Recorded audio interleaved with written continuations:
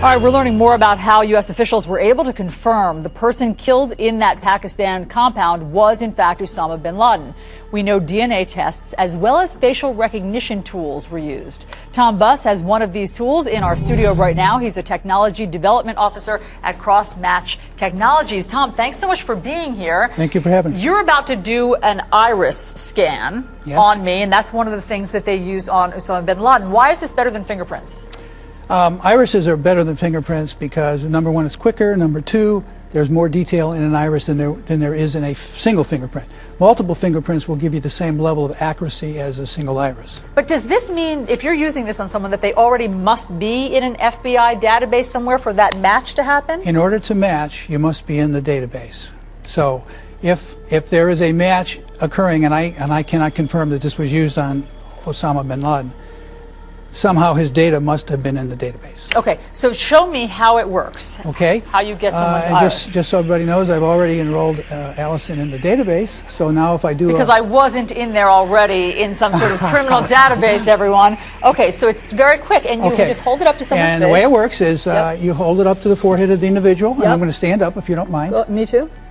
No, you just sit where you are. Now, open Tom, your eyes wide and look at the green light. I'm doing that. Okay. Now, what if somebody's wearing contacts? Can that throw off the results? Let me see. What are you saying? Oh, you're saying that it pops right up that fast because you put me in the database. So, I have just identified you. Yes, and so just in those split seconds, those few seconds. Hold that for a second. He had already put me in the database, and within those seconds, my iris matched. That is correct. And pops up. And if somebody's wearing contacts, it doesn't matter. Doesn't matter. Okay. Tom Buss from Crossmatch Technologies, thanks so much for showing us how quickly this can happen. My pleasure. Smiles at the DMV seem to be pretty rare. Have you been there lately? Some people do smile, though, when getting their driver's license picture snapped, and now that smile is going to be forbidden in at least 4 states. No grinning allowed. Why on earth would they make a rule like that? Hi, Molly. Lance Ulanoff is the editor-in-chief of PCMag.com with me now. Nice to see you in person, my friend. Good morning. It's called neutral facial expression. I'm trying to get the expression out of my face. It doesn't work. I don't think I'm capable. What is a neutral facial expression? Well, it's really to get rid of the teeth, to get rid of the smile, to get rid of the lines. You know, facial recognition software recognizes a face, but facial matching software then can take 2 similar images and say they are a match. If your face on your driver's license is a neutral expression and the next one you do is also a neutral expression, the match is going to be more accurate and faster. Wow, what's it got to do with lines on the face? It does. Well, they look at... Is it the teeth? It's all of those things. You know, the recognition software looks at eyes, looks at the nose placement, looks at cheeks, looks at the mouth, you know, the major features of your face.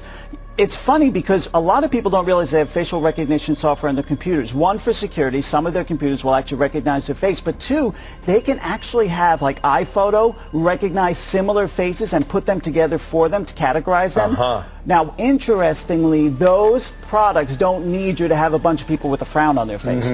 They actually will work with people who have smiles but have the same face. It can recognize. So the point is that they want to make sure that you're not a phony. Exactly. They want to make sure you are who you are. Well, the states that are doing this are not giving you your license the minute you take your photo. They're not giving it to you that day. They actually run it through the process, do that checking, and then you get it mailed to you afterwards. There's only like 4 states who are doing this right now. Arkansas, Indiana, Nevada, and Virginia. Right, Why but there? 37 states are using facial recognition software already. They're just not asking you to frown or not make a smile. So these states are just trying to get ahead of the curve. They think that they will be more secure and stop fraud. What people do is they go in, they pose as someone else. All they have to do is say, I'm so-and-so, take the photo, get the license, you know, and they're not checking against the photo. I think it may work in the end, but as we saw yesterday from this woman who took her kid and ran off to Disney World, she used a driver's license from one of her colleagues or co-workers to get on the airline. Right. Well, that's it. You have you have a license. That's good. Well, then you have enough. I mean, so you can pose as someone else. But this is just one little sort of stopgap measure at the DMV to stop people from really defrauding it. So and in 46 other states, you can still smile, right? You got your driver's license. Right. You can smile and you can still have hair. Okay. Okay. Congratulations to you on that. I smiled, so this one's no good. Okay. No, that's no good. However, this one from several years ago, that would fly. that would fly. Who is that man? That is the Amish William Hemmer. who did not shave or cut his hair for a year. Lance, good to see you, my friend. Pleasure. You can put that back in your pocket. Yeah, now, thank you. NYPD is looking for that. Great. Thank you, Lance. All right. Megan? Fox News alert. By the way, I'll get you the driver's license photo. Don't worry. You'll be seeing a close-up of that. From the time you wake up to the time you finish your day, you've left an electronic trail of your decisions and activities. It's called your digital footprint. Digital footprint is all the records you leave when you use phones, when you use computers, where you go and what you're doing. Peter Eckersley works for the Electronic Frontier Foundation, a digital civil liberties organization based in San Francisco. He says the average person can have hundreds, if not thousands, of digital encounters a day, all adding up to one gigantic public record. One place you will definitely leave your digital footprint is on city streets. Look around. Cameras are watching your every move. Watching us with 10,000 eyes. Listening with 1,000,000 ears. Eckersley says there are positives and negatives to this enormous digital footprint we're leaving behind. It lets us search through our own records. It lets us learn things about ourselves. The downside is it also may let people we don't like learn those things about us. Controlling or minimizing your digital footprint can be a daunting, if not impossible, task, but Eckersley recommends starting with secure browsing through HTTPS. That means the connection is encrypted and people who are watching your network can't see what documents you're asking for, what searches you're doing, what pages you're reading. Also, make sure your cell phone is password protected and you've customized your location settings so you can't be tracked unknowingly. The public wanted to be protected. They just didn't want to know how they were being protected. Big Brother, the eye in the sky, they've been watching us for years. But with new facial recognition technology, you're no longer just an anonymous face in the crowd. Facial recognition is a great biometric in that for surveillance, because it doesn't require anybody to willingly submit to any kind of DNA, fingerprint, iris recognition, but it lacks the precision of those kinds of biometrics. Tim Frederick is an engineer with a video analytics company called 3VR. The company sells software that records and analyzes video in real time so that customers like banks or shopping malls can quickly search thousands of hours of video for a specific image like a face, a car, or a license plate. Facial recognition is an increasingly popular technology for both government and business. Scotland Yard investigators are using it to track down suspects involved in the recent London riots. And advertisers are also zeroing in on this technology, or should I say, our faces. It basically looks at it and says, yes, it's a human being, it's not a dog or a cat or a building or a bus stop. It then detects your distance between your eyes, the longness of your nose. Those analytics are very partial to women versus men. Intel's digital kiosk software doesn't store any video, and Intel says it has no plans to try to identify you personally when you walk up to a sign. But could it be only a matter of time?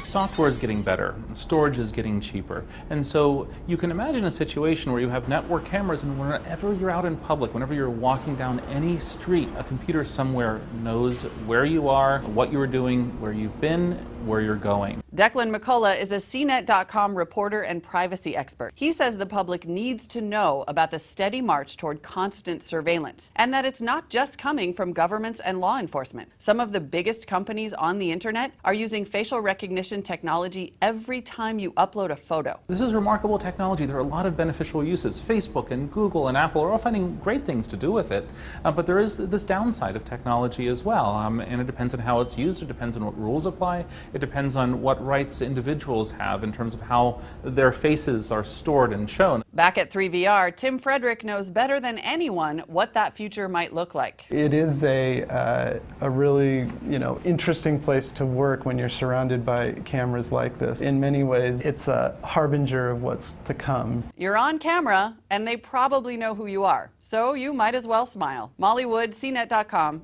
When I fall, when I'm bested, you will call. You're my only, you're my all. And you'll know,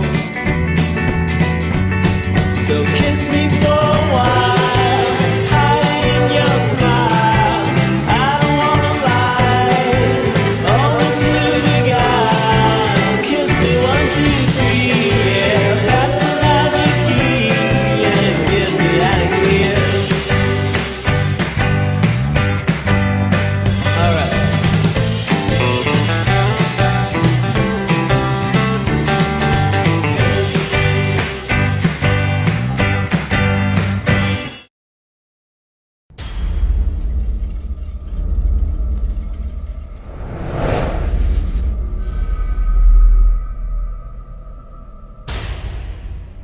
To connect people by how they look is sort of a bizarre thing. You have no idea if it's going to match somebody next door or in another country.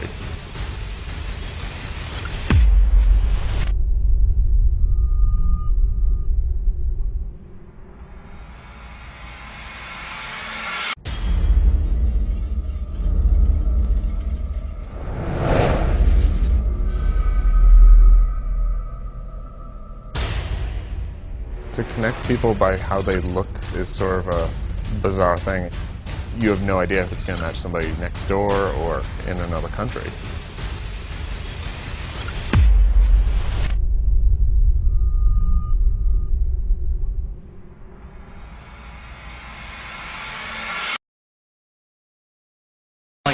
Even if suspected terrorists are on the no-fly list, they can still be missed. That's why some say we need to use facial recognition software. It's technology, once used only by the military and now ready for anyone to use. It's more accurate than ever. But how does it work? Well, joining us right now is Wolfgang Ritter. He's the Director of Sales and Marketing for ISS, International Security Service. Good morning to you. Good morning. Okay, I figured, this is just something they say they have on the TV show 24. It doesn't really exist, but it does. We're going to put up some images from your website. How does your facial recognition software work? Well, we use a template or multiple templates of a person, and those multiple templates get compared in a split of a second to that image in front of the camera. It's a little bit like playing memory, except your deck of cards is 1 million cards, sure, and you have 1/25th of a second time to make your match. And Wolfgang, let's talk about what we're looking at right there. In the upper left-hand corner, this is from your website. These are people who are just exiting somewhere. You're telling me that your software can identify every one of those persons as being on a watch list if they're already entered. Exactly, and what you see here is it's not a random search. But they're walking so fast. It can grab a face that fast? It can grab a face that fast, yeah. Part of that technology is coming from space technology, from missile target identification information, image analysis that was developed for cruise missiles, actually, or missiles, I shouldn't say cruise missiles, to find that target out there. And this technology now is coming into the civilian world, basically, well, improving security on airports dramatically. Well, and people know it's out there. So if you're a bad guy, what if you just put on a beard or grow a mustache? I got news for you. You can grow a beard, you can lose your beard, you can grow hair, lose hair. You can gain weight, lose weight. You can change your sex. I still get you. You still get it. Where's it being used right now? It's used, well, in big airports. Some of it part out of the country here, but it's coming to the U.S. a lot more. Security here is improving dramatically, and we're in talks with all big ministers. Have you caught any of the bad guys? Well, that's information I don't get. I wish I would. I'm always curious to know that. Sure. Well, now, here's the problem, Wolfgang. Some people are saying, okay, look, I walk through the airport, or I walk down a street where those cameras are. I don't want somebody looking at me and comparing me with a list somewhere. I don't want anybody to know where I am. This is an invasion of privacy. Well, as long as you're not on a watch list, you shouldn't have any worries. And people always have privacy concern. But you have social networks. You use your credit card. Those things invade your privacy a lot more. Yeah, but there are a lot of people who aren't on Facebook or MySpace or Twitter or stuff like that, and they would like to think that they can walk around without being tracked. They can, actually. The system only submits vector data, so we don't even send your image to a recognition server, just your features of your face. Well, it is really cool that it works that fast. Wolfgang Ritter, we thank you very much for joining us. Thank you. His company is called ISS.